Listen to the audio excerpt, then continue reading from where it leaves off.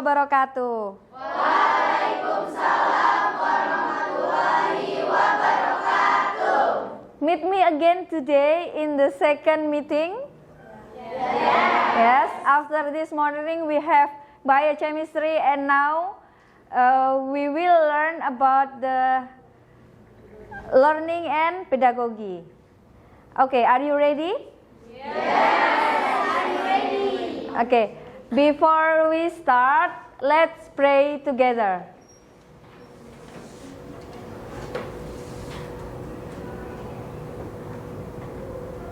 Finish.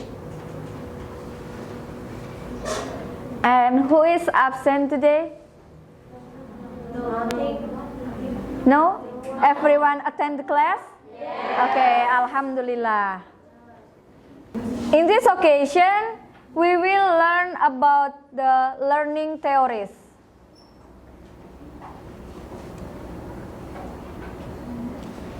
Okay, before I start the material about the learning theories, I have some questions for you. Please answer. If anyone want to answer, you can raise your hand and also stand up. Do you get it? Yes. Okay. The first question. What is the meaning of learning, or what do you know about learning? Excuse me, Miss. May I answer? Yes. Okay. I will introduce myself. My name is Dia Pratiwi. Learning is a process in which a person acquires new knowledge, skills, understandings, or experience through study, observation, practice, or interaction with the environment. This is how humans acquire information and the ability to develop themselves and adapt to change in life.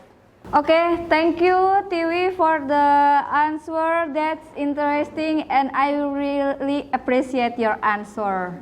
That's the complete answer of the meaning. For the meaning of learning. Okay, and for the next question is, what factors influence learning? Who wants to answer this question?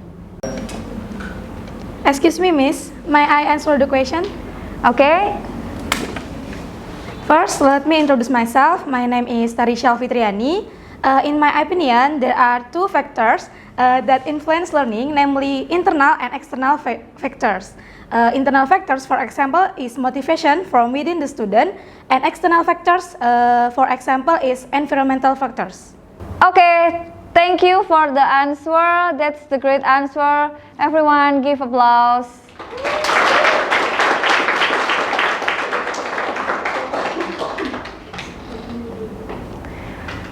And then, what are the obstacles or problems in learning?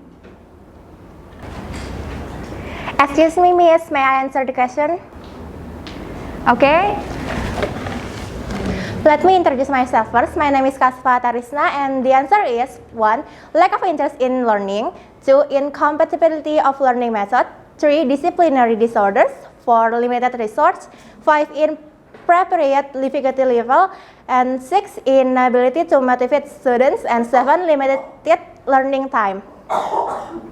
Great answer, and let's give a round of applause for Kasva.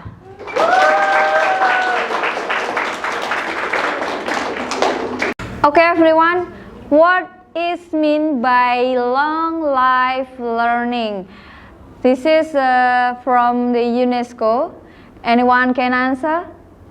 Okay, yes, please. Excuse me, Miss. May I answer the question?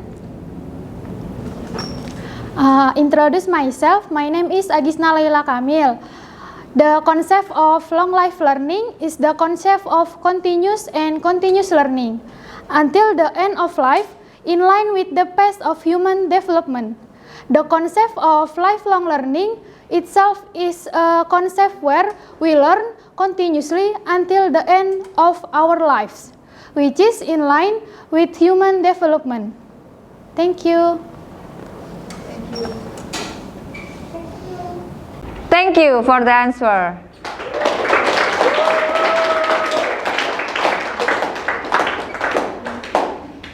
Okay, the other question is, who needs to learn?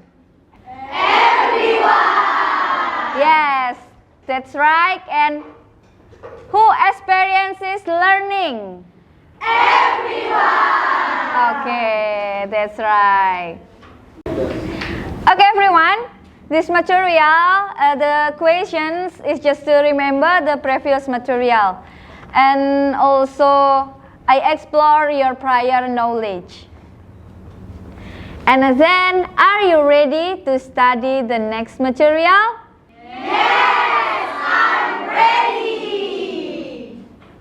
Okay, back to the first question. What is the meaning of learning? According to whom? What is the meaning of learning? How did the term learning come about? And also according to this expert, and did the term simsalabim suddenly appear? In this session, we will learn deeper about the learning theory. This is the introduction. Theory means scientific knowledge that includes certain explanation from a scientific discipline. And learning means there is a change in a person's behavior or and cognitive structure due to experience and interaction with the environment. And what is learning theories?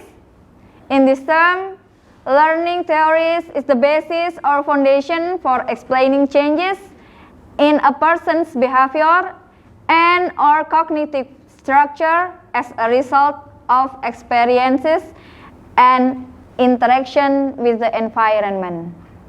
That's the meaning of learning. So, what is the function and benefit when we learn the learning theories? The first is become the basis of educational effort that influence aspect of curriculum, learning method, and also learning process, and then education administration, educational infrastructure and facilities, and also competency demand of teacher and school principal. And then it becomes a basis for seeing the implication of each theory on the learning process and the aspect that accompany it. And then, according to me, learning theory have a basic. What are the types of learning theories? There are many of learning theories: behaviorist, cognitivist, constructivist, humanist, socialist, information processing, cybernetic, and also the last Ki Hajar Dewantara. Have you ever heard about these learning theories? Yes? Yes. Okay. Which one? Ki Hajar Dewantara. What with Ki Hajar Dewantara? Tutwuri Handayani. Okay, that's right. But in this occasion, we will learn about the behaviorists. Okay? Are you ready? Yes. Yes. Everyone, please sit with your group. And I will give you 30 minutes to discuss about this question. What was research by the behaviorist research? And the second question, how was the experiment carried out to give rise to the learning theory? And then what is the state learning theory? What is the law? And also, what are the implications of learning theory And the last is what are the advantages and disadvantages of this behavioral learning theory. And for the team, the group,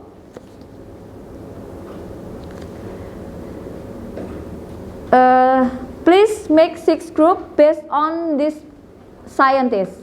The first group is about the Thorndike and also Ivan Pavlov, Watson, Clark Hall, Edwin Guthrie, and Skinner. Okay? Okay. Do you understand? Yes. Okay, now please sit with your friend. Okay, everyone, you can discuss with your team in a group about that question. Okay, answer one by one. Answer one by one the question. You can collaboration and coordination with your friend.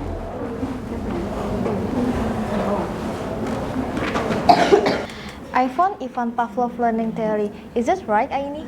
Yes, it is right, because I found the same statement like you said before. Okay.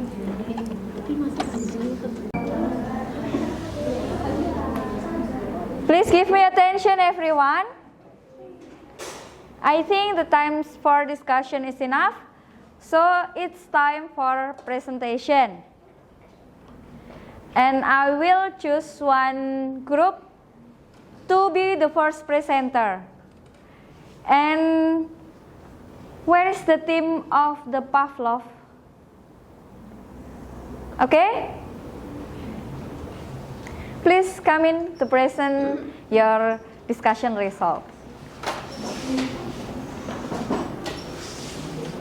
Come forward.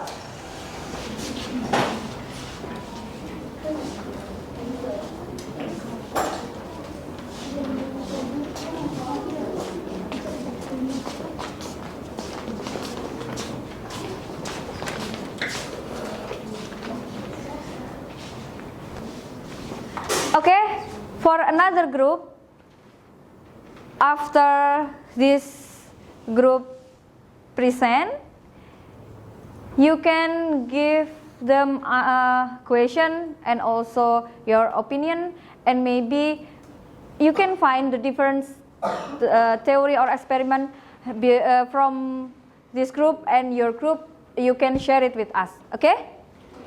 Okay, for the first presenter, the time is yours. Okay, Assalamualaikum warahmatullahi wabarakatuh and good afternoon everyone. Good afternoon. We are from group 2. Will be explain the experiment that carried out by Ivan Pavlov. Okay, so we found that Ivan Pavlov conducted an experiment involving a dog, food, and a bell. Next, in his experiment, Ivan Pavlov researched the learning process by conducting experiment on dogs. In the first trial, a dog was given food and the dog responded by salivating. Then, in the second experiment, a stimulus was given in the form of the sound of the bell, but the dog did not respond or did not salivate. In the third experiment, food was given after the bell was rung first so that the dog would salivate as a result of the food. This is the third experiment was carried out repeatedly, so when the dog heard the sound of the bell without being given food, it would habitually respond of the form of saliva coming out of its mouth. Okay, the implication of this theory. For the example, the children in the beginning will holding a pen like this, and then their parents will give stimulus how to hold pencil correctly and don't continuously, and then the children will hold the pen or the pencil like the correct way, namely like this. In the implication of learning, for example, when the teacher usually gives lesson with practice question, and after giving lesson, a student to do practice question, if the problem is solved correctly, the teacher will be smiling and say good. This stimulus will be captured by student, and the analogy is that saying good means the student answer is correct. This will be different if student work on question on the board and the teacher just smile without saying good, because student will make the analogy that the answer they make are not necessarily or correct. So student will selectively interpret the teacher's smile. Next is disadvantage of Pavlov's theory. The learning process is very unpleasant for students because of the teacher as a central. Authoritarian communication takes place in one direction. Teacher train and determine what students should learn. Students seen as passive, requires external motivation, and is strongly influenced by reinforcement given by the teacher. Students just listen in an orderly manner teacher explanation and memorize what is heard and seen as effective learning. Teachers do not pay attention to individual difference. It's all our presentation. If you have a question, please raise your hand. Excuse me, I have one question.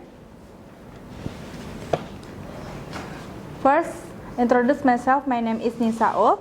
My question, can the learning theory proposed by Pavlov be applied to learning at all age? Thank you. Okay, I will answer the question from Tisao. Of course it can. This theory can be applied in any age because this is about response and habits. Thank you. This is for me. Okay, for the group 1, thank you for your great presentation. Okay, you can back to your seat, please.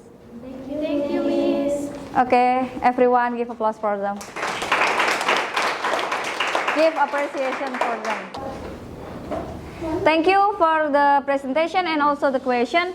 And now I will tell you about the characteristic of the behaviorist. The first is mechanistic in nature, emphasis the role of the environment, emphasis the importance of practice, and also prioritize learning outcome mechanism.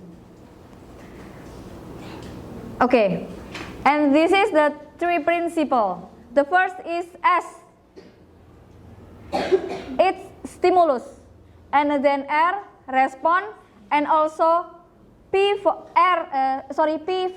reinforcement. And this is the picture, the graphic of the stimulus, process, and also response. And between the process and response, there are reinforcement, positive and also negative reinforcement. And like the first presenter present, the material is about the Ivan Pavlov that state about the classical conditioning, and this is the picture. Okay, there are 3 before conditioning, during, and after conditioning.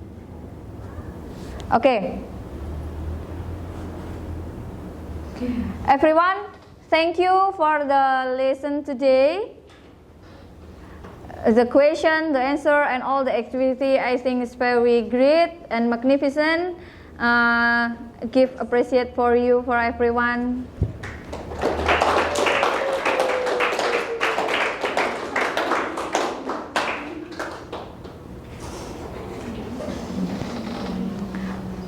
And the behaviorist theory also states that practice makes perfect. Have you heard?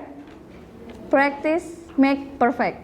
Practice, practice, practice, and it will be perfect. So these are for me for this meeting. I think enough. Before we close the session, please read the next material about the other learning theories. I think it's the cognitive theory. Okay? Okay. Before we close, Let's pray together.